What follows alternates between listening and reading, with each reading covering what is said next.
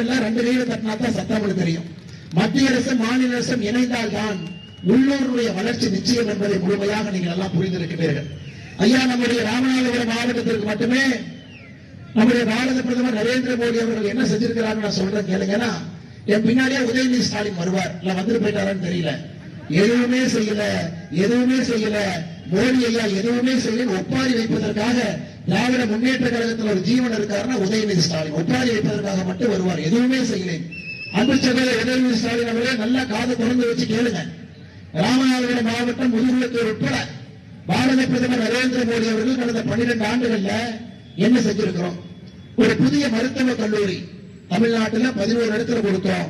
ஒரு மருத்துவக் கல்லூரி நம்முடைய ராமநாதபுரத்தை கொடுத்திருக்கின்றோம்.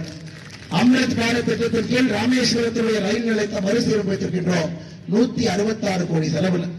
100 ஆண்டு கால பழைய பாம்பன் ரயில் பாலத்துக்கு எத்தனை நாளா அந்த பழைய பாலத்தை பெயிண்ட் அடிச்சு ஓட்டிட்டு இருந்தாங்க.